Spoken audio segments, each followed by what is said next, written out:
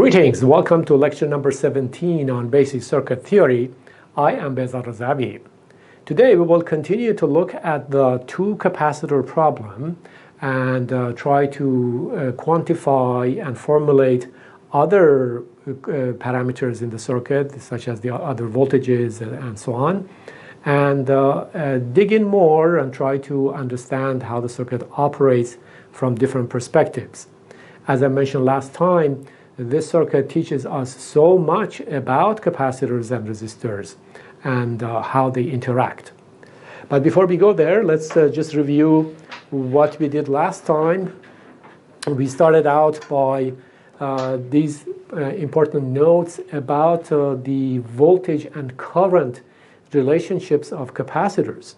We saw that if we have a current going into a capacitor from the high potential to low potential, then the voltage on the capacitor is just given by 1 over the capacitance times the integral of the current, because the integral of the current is the charge that accumulates on the capacitor. Now, if in some circuit the direction of the current has changed, if direction is this way or this way, is entering the low potential and exiting the high potential, then we need a negative sign. And in both cases, we have to remember that after this integration is performed, after we've done integrating, we still need an integration constant, and that is not necessarily 0. Okay, I also meant to mention this last time, but I mentioned it here, that if you have a capacitor connected to any resistive circuit, it doesn't matter what it is, and we want to see how this capacitor discharges through the resistive network, we can always simplify this resistive network to one resistor. We know how to find the resistance of a network like this, right? And then the time constant will be given by this capacitor times the equivalent resistance that it sees. So the equivalent resistance that discharges the capacitor is what goes into the time constant equation. All right, and then finally we looked at the two capacitor problem. One capacitor charged to V0, one capacitor with no charge. They're attached through a resistor. And we saw that at time 0 a current begins to flow this way from high potential to low potential. And this is like a bucket that has water, and this is like a bucket that doesn't have water. And they're connected, so this water goes down, this water goes up, and eventually they equalize. So it should be the same. The voltage on this capacitor drops because it loses charge. The voltage on the capacitor goes up because it receives charge. And eventually these two voltages will be equal. And at that point, the circuit sort of stops, right? Meaning that no current flows, everything stabilizes. We saw that the voltage, the current had an exponential decay. And the time constant was given by R1 times C1, C2 over C1 plus C2. That came out of the differential equation. So let's elaborate on these a little more. And we also found the voltage on the capacitor, so we'll talk about that again and see how the circuit behaves. Okay, so let's make a note on tau. So we saw that the time constant of this two capacitor problem is given by R1 C1 C2 over C1 plus C2. Now if you think about this, it's interesting. It says that the time constant is given by a resistance multiplied by a capacitance. And that capacitance is like the series combination of C1 and C2. Remember, we said that if you place two capacitors in series, the net value will be less, and it's given by this product here, by this equation here. So we see that the time constant the circuit thinks that C1 and C2 are in series. Is that true? Sure. If you look at the circuit here, you can see that these two capacitors share one terminal, and they have the same current. Whatever current flows through this has to flow through C1 as well, right? It doesn't have anywhere else to go. So that satisfies the definition of series devices that we had earlier on in this course. So C1 and C2 are indeed in series, and the math predicted that. The differential equation told us that the time constant is given by this resistor and the capacitance attached to it, and that capacitance happens to be C1, C2 over C1 plus C2. Okay, so that's interesting.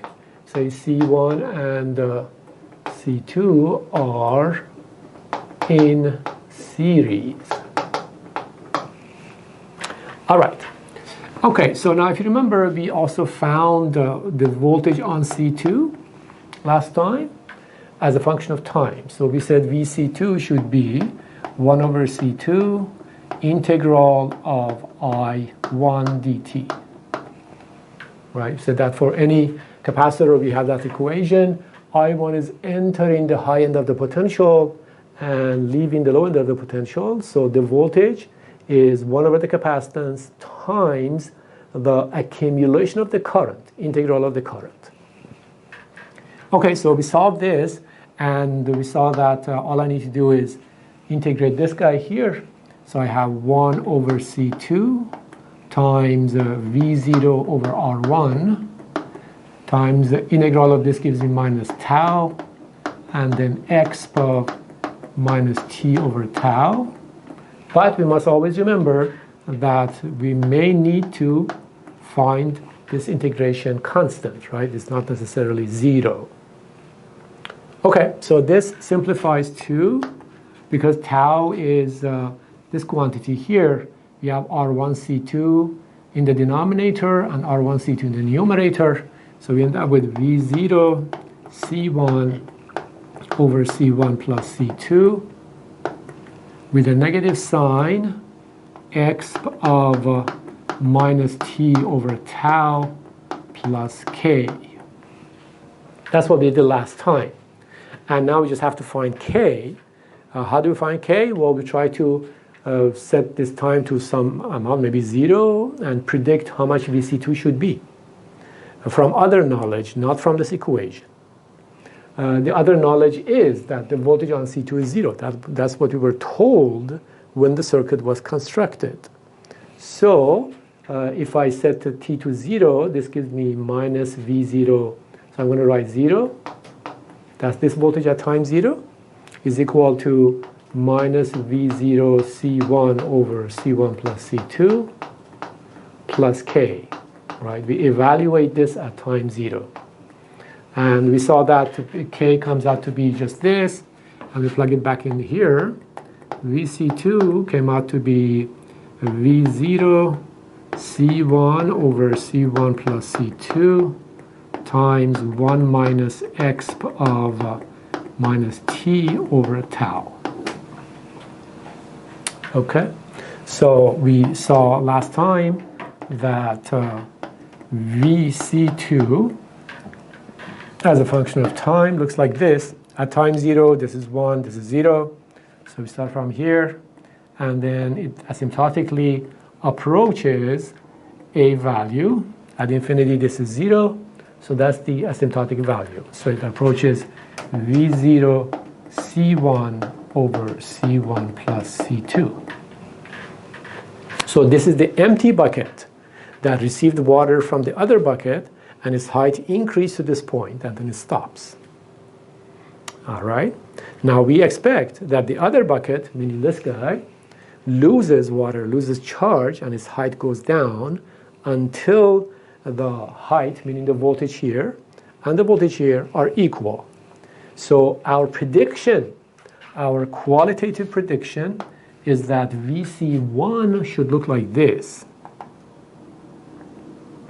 So this should be V0, and this is VC1. The plot of VC1 should look like this. So we should go ahead and calculate it and make sure that's true. But that's our prediction, right? This voltage comes down, this voltage goes up, and eventually they equalize. Okay, so let's go ahead and calculate VC1. So VC1 is equal to 1 over C1 integral of I1 dt, except that because this current is coming out of the capacitor, meaning it's going from low potential to high potential, then we need a negative sign. So we need a negative sign here. All right? Okay, so let's go ahead and do that. So we have minus 1 over C1, and this integral of I1 dt is from here similar to what we did before. So that would be V0 over R1, then minus tau exponent minus t over tau. Okay, so that's the integral. And again, we see that this tau has, from here, it has R1 C1, and that cancels with this. So what's left is C2 over C1 plus C2. So V0 C2 over C1 plus C2. We still have a negative sign, and then we have exponent minus, sorry, I forgot my constant again, so plus k here, and then minus t over tau plus a constant, right? Okay, so now we have to find k. Again, we look at initial conditions. Those are the easiest to figure out. We know that VC1 at time 0 is V0. So if I evaluate this entire quantity at time 0 and set it to V0, I can find K. So let's go ahead and do that. So I'm going to say V0, that's this voltage at time 0, is equal to this will be 1, is equal to minus V0 C2 over C1 plus C2 plus K.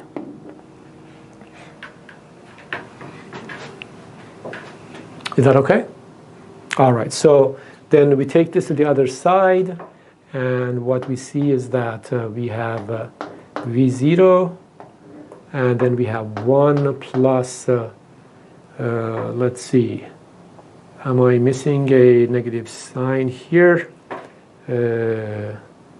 C2 over C1 plus C2 is equal to K. Let's see, I think I'm missing a negative sign here. Okay. So that's, oh, okay, I see. Okay, right. So yes, this negative sign cancel each other. So this is positive. That means this is positive. That means this is negative. And then C1 plus C2 minus C2 gives me C1. So K comes out to be V0 C1 over C1 plus C2. All right. Okay. So now we plug this back in here. That gives us VC1 as a function of time. So we have VC1 as a function of time is equal to this quantity. So we have V0 C2 over C1 plus C2 exponent minus t over tau, and then we have k, which is plus V0 C1 plus C2. All right, so that's the equation for the voltage across the first capacitor, C1. Does it make sense? Well, at time 0, how much do we have? At time 0, this is 1. And this plus this should give us V0, as we predicted. And of course it does, because we have C1 here, we have C2 here. So we get C1 plus C2 divided by C1 plus C2. So at time 0, it is V0. At time infinity, how much is it? At time infinity, this is 0. We get V0 C1 over C1 plus C2, which is what we predicted also. So this plot indeed is correct for VC1. All right. Okay. So you can see that this little circuit is making us think so much about all of these things, examine our fundamental understanding of every principle governing capacitors and resistors.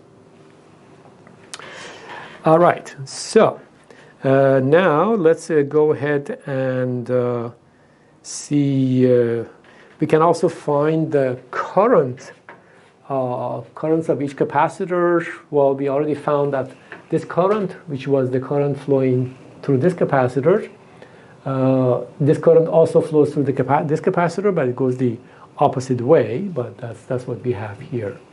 So that is okay. Let's go ahead and find some other quantities.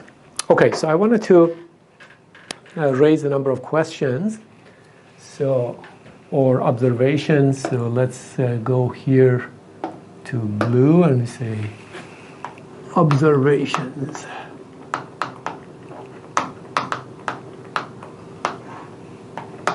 Number one, we asked the following question. We started out this system, one charged the capacitor, one capacitor without charge. We hooked them up together and something's happened. Is the charge conserved in this process?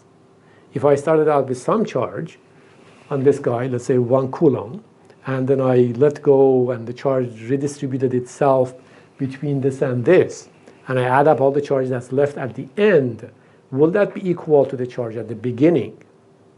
We expect the answer should be yes, right? After all, when you have the bucket of water and the empty bucket and the water redistribute itself, still the total water should be the same. Okay, so let's ask this question. Is charge conserved?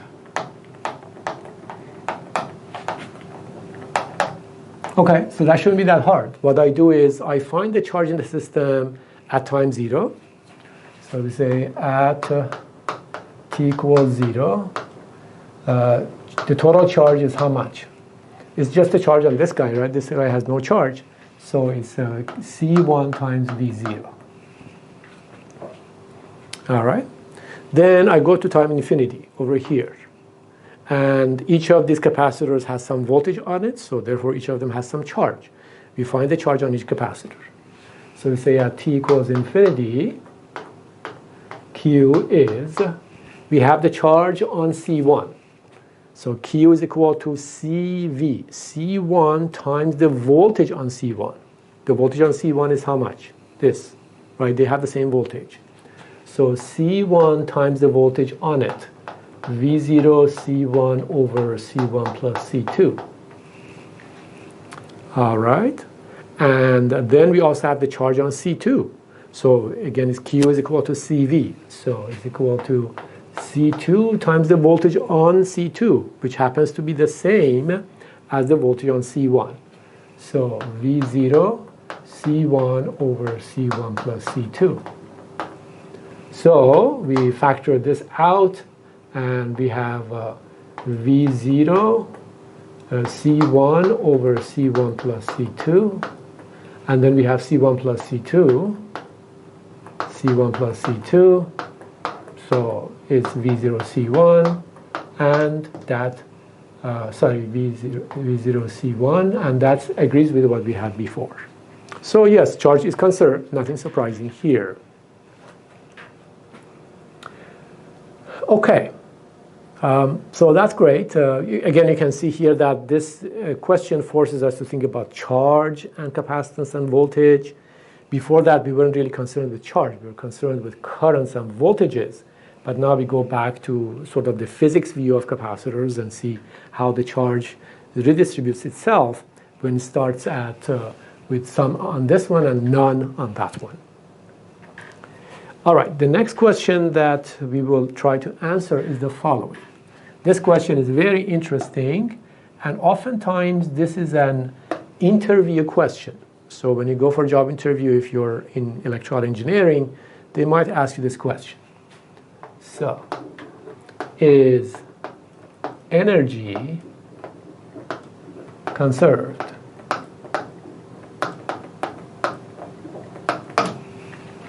Of course, energy must be conserved, right? Energy cannot disappear. But let's go ahead and see what happens. I find the energy on these capacitors at time 0. I find it on these capacitors at time infinity. And I compare and see what's happening, right? That shouldn't be that hard. Okay, so at t equals 0, we have only charge on this one. So we say energy is equal to 1/2 C1 V0 squared. That's great, all right? Okay, how about at time infinity? At time infinity, the energy is the following. We have this capacitor with some voltage on it. So 1/2 C1, its voltage squared. So 1/2 C1, how much is the voltage on C1? It's this voltage here, right? So that voltage, C1 over C1 plus C2 squared. This is the energy on C1 at time infinity when we are here. Okay, how about the energy on C2? 1/2 C2, it's voltage squared. So plus 1/2 C2 V0 C1 over C1 plus C2 squared. The two capacitors have the same voltage but not the same energy, because the energy also is given by the capacitance itself, 1/2 CV squared. Okay, so we can factor this out. So we end up with 1/2 V0 C1 over C1 plus C2 squared times C1 plus C2, right? I have C1 here, C2 here. All right, okay, so let's write that out. So one of these cancels with that. So we have 1/2 V0 squared C1 squared over C1 plus C2.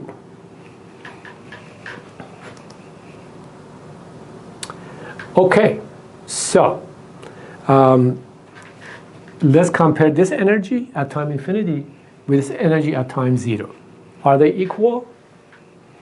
No, they don't look equal. Which one is less? Okay, so 1/2 is fine.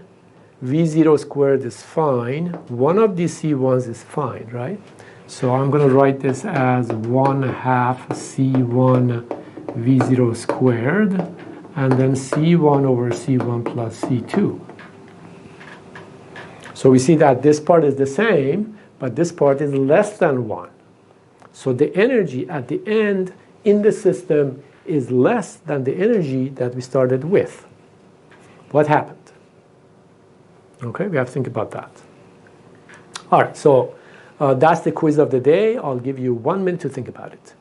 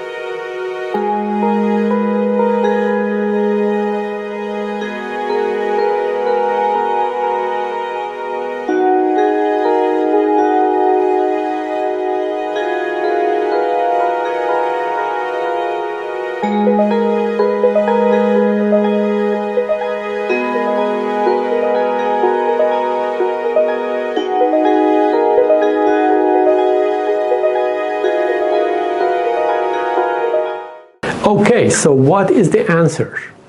The energy cannot disappear, so it has to go somewhere as the circuit discharges, right?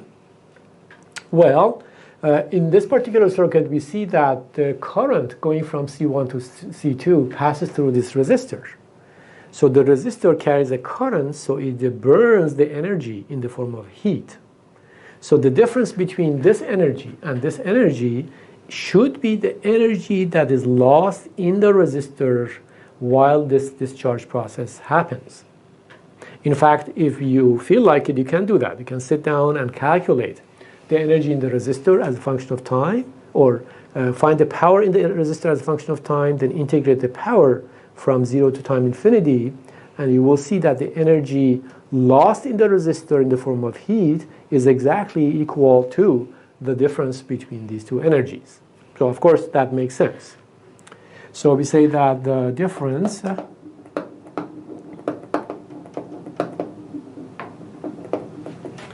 is dissipated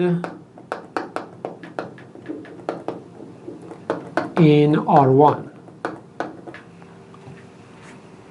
So that's fine, but what's interesting is that the energy dissipated in R1 does not depend on R1, right? The difference between these two doesn't have any dependence on R1. So the numbers work out and cancel out so that there's no dependence on R1. If R1 is small, initially we have a large current. If R1 is large, initially we have a small current. But over time, these things all add up to the same value. The energy lost is always the difference between these two. Okay, but if this does not depend on R1, can I make R1 0? So if I have a capacitor with a voltage of V0 on it, C1, and I have a capacitor with no voltage, C2, and I just connect these like that, without a resistor. The resistor is 0. Then what happens? That becomes an interesting situation. So when there is no resistance here, one could say, okay, the resistance is very, very, very small, but the initial current is very, very, very large. How much is the initial current? Remember, the initial current was V0 over R1. So if R1 becomes very, very, very small, the initial current is very, very large. So still that current, that finite current, that finite resistance give us some finite loss. But if the resistance is really 0, all sorts of interesting things happen in the circuit that are beyond the scope of this course. For example, one can say that this network actually looks like an antenna and begins to radiate that energy out in the form of electromagnetic waves. So there are actually numerous papers written on this issue, where the energy goes. This is sometimes called the two-capacitor paradox, meaning that when you have a charge capacitor and discharge capacitor and put them together, suddenly the energy is lost. The question is, where does it go? But there are different interpretations depending on the actual construction of this circuit. Okay, so the next aspect that we want to study for this circuit is as follows. We decided that the final voltage on the two capacitors is given by V0, the initial voltage here, and then C1 over C1 plus C2. Right? This came out of our equations. Now, could I have predicted this without writing these time domain equations? And from another perspective, if I have a bucket of water and then I have an empty bucket and I connect them, can I predict the heights without actually writing the heights as a function of time? I should be able to do that, right? So it's the same story. Let's go ahead and do that. So we go to the next page here. And let's see. And then we try to find the final voltages without writing time domain functions. So final VC1 and VC2. Okay, so the way I will perform this calculation is from conservation of charge. I know that the initial charge in the system and the final charge in the system have to be equal. So from that, I can probably try to find the voltages on the capacitors at time infinity. So we say at t equals 0, as we saw, the charge in the system is equal to C1 V0. Right? C1 has a voltage, C2 has no voltage, so that's all the charge we got. All right? Okay. Now, at time infinity, we have a certain amount of charge. So we have C1 times V infinity. That's the charge on capacitor C1. Plus C2 V infinity. That's the charge on capacitor C2. Right? Q is equal to CV. And we know that's C1 and C2 have to have the same voltage, just in analogy with the two buckets of water. It's just that we don't know how much V infinity is. Okay, now conservation of charge says that the charge that we started with, it was only on C1, C2 had nothing, should be equal to the total charge that we have at time infinity, this one.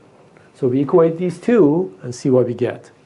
So we have C1 V0 is equal to C1 plus C2 V infinity, and that means that V infinity is equal to V0 C1 over C1 plus C2. So the principle of conservation of charge allows us to find the final voltages on C1 and C2 without actually writing the time domain functions for the currents and the voltages, right? So it's nice. It's a very simple and quick analysis. Okay, so another observation. So I guess this would be observation number 2. Let's go to observation number 3. So for the same circuit, we want to study something else. So let's go to this color here. Okay, so effect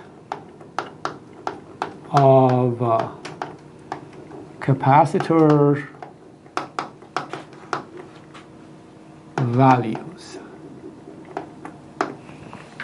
And by that I mean the following. Suppose C1 is large and C2 is small. Okay, so C1 is large, it has some charge on it, and C2 is small and it has no charge on it. And we hook them up through the resistors. What do we expect the voltages on these two capacitors look like as time proceeds? Okay, so here's the situation. So we have, we want to plot VC1 and VC2. So VC2 starts from 0, VC1 starts from V0, right? And we know that they're going to come, this will come down, this will go up, and they will meet somewhere. Now, if C1 is large, what do we expect the final voltage to be? Will it be closer to V0 or closer to 0? So if we have doubts, we go back to the bucket analogy. So here's a really fat bucket with some water in it. And here's a very thin bucket. And now we connect these two together. So what happens? Well, of course, these water levels want to equalize. But because this bucket is so thin, we don't need much water to go in there, right? So this will go down just a little bit, and this will come up a lot. So what we will see is that this will come down a little bit, and this one will go up a lot. So the final value is closer to V0 than to 0. And this is obvious from what we had found before. Remember, it was C1 over C1 plus C2. If C1 becomes very, very large, this approaches 1, so it approaches V0. That makes perfect sense. So if the first capacitor is large, it doesn't need to give to change its voltage much for it to charge the other capacitor. So C1 maintains its voltage and approximately, but C2 comes up to that voltage. Okay, now let's go to the other extreme and suppose that we have something like this. C1 is small and C2 is large. Okay, so that's like this. We have a little thin bucket that has water in it, and we have a really fat bucket and has no water, and then we connect them, right? So the water goes this way. So what happened? Well, for this to have any height, most of this water has to go this way, right? So then in this case, what we expect, it will be like this. So the initial values are still the same. We have V0, so this would be VC1, this is VC2.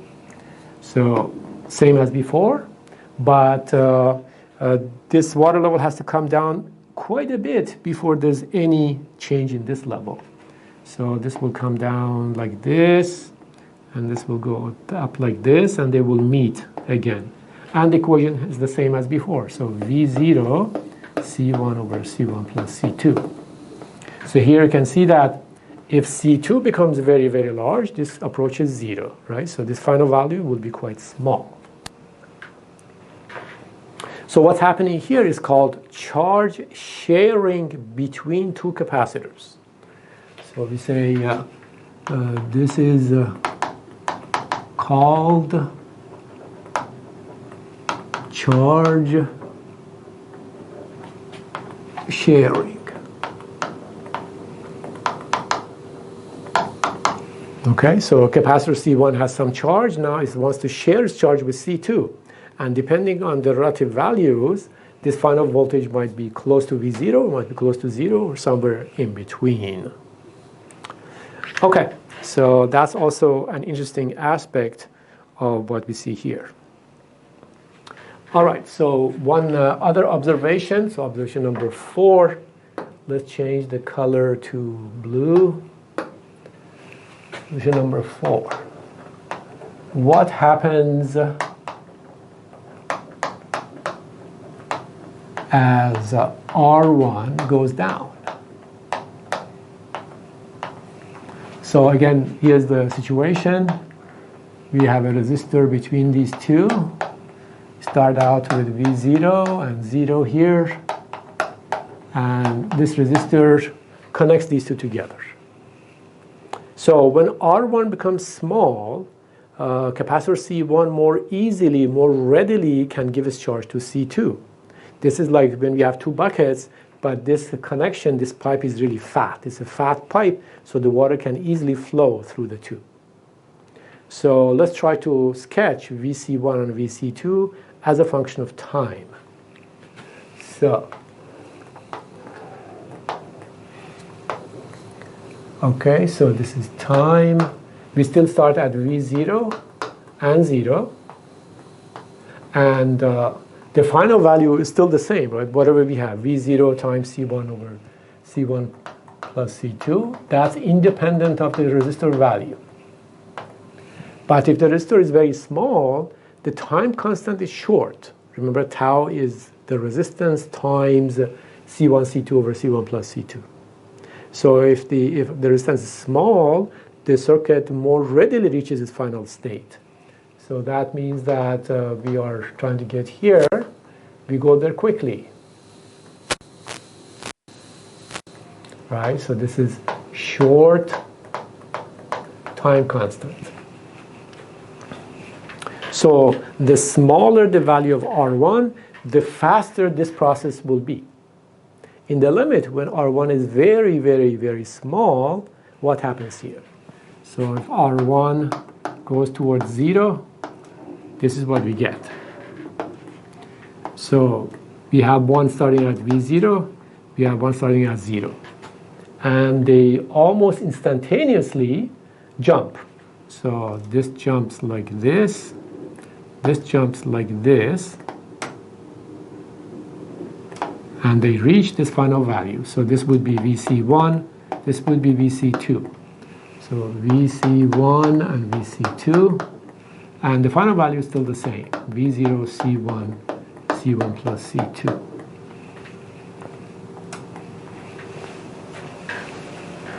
Okay, so something interesting is going on here, and we should ponder that question.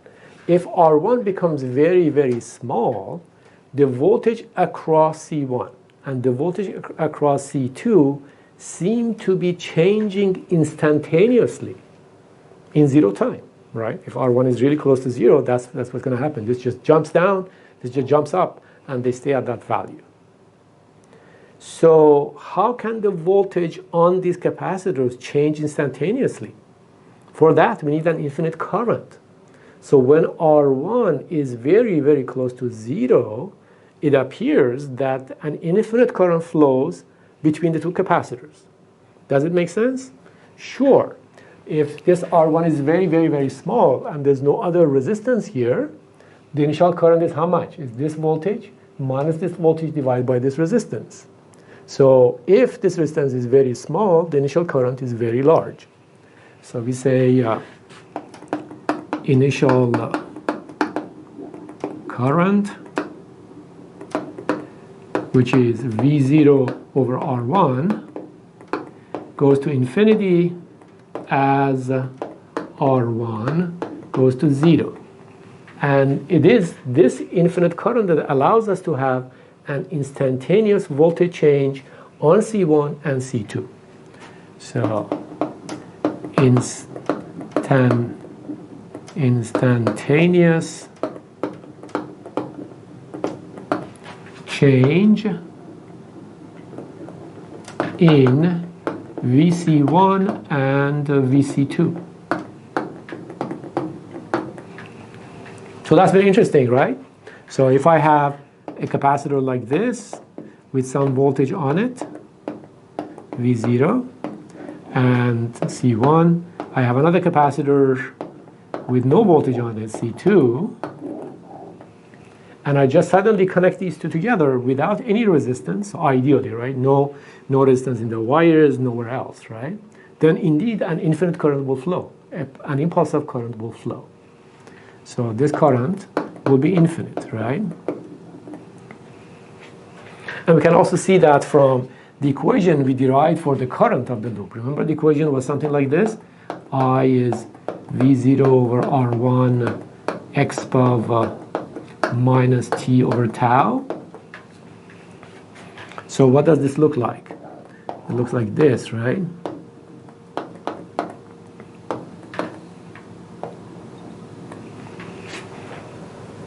So as R1 decreases, this height goes up because of V0 over R1, and this width goes down because the exponential is really fast, right? Tau goes down as R1 goes down. So eventually, this becomes very, very tall and very, very narrow. And what do we call that? We call that an impulse, right? So in the limit, yes, there is an impulse of current that is exchanged between these two capacitors when this resistance is 0. Of course, in practice, we cannot do that because there's always some resistance somewhere. But in theory, that's possible. All right? When we place two capacitors in parallel, the voltages suddenly change. Okay, so I can see that this little circuit has taught us so much about every possible aspect of capacitors and resistors, and the fact that this exponential in the limit looks like an impulse, right? Because this this initial value V0 over R1 goes to very, very large values, and this becomes a very sharp decline because tau is small.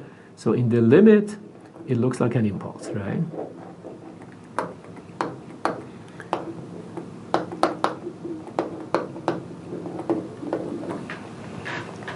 So that's why we study impulses, and that's why we use them.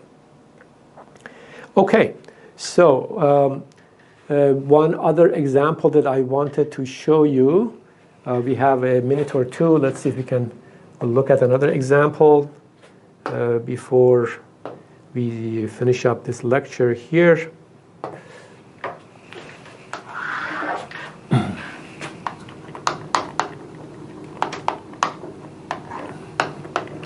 So suppose I have a capacitor C1 charged up to V0, and I have a capacitor C2 that has no voltage on it, and then I have a resistor R1 like this, and I place a switch here, and this switch closes at time 0. So we're interested in this voltage as a function of time. Okay, so take a moment to think about this. So what will happen? Well, when these two capacitors are shorted to each other, the voltage on them, the voltages change instantaneously, assuming that there's no resistance here, just like what I showed you before, right? So what we see is that the voltage on the capacitor, so which is the same as V out is 0, it jumps. And it jumps, and then let's erase this part. And then this capacitor and this capacitor have the same voltage on them. And now these two capacitors discharge through R1. So they discharge like this. This time constant is given by the total capacitance that we have, which is the sum of these two, because they are now in parallel, times the resistance that discharges them. So that would be C1 plus C2 times R1. How much is this voltage here? Well, we can use charge conservation to figure it out. This will be actually similar to what we found before. So this voltage will be V0 C1 over C1 plus C2. This is an interesting situation, right? We have two capacitors in parallel suddenly out of nowhere, so they share their charge. The voltage is changed instantaneously, and then the two together discharge through the resistor. All right, I'll see you next time.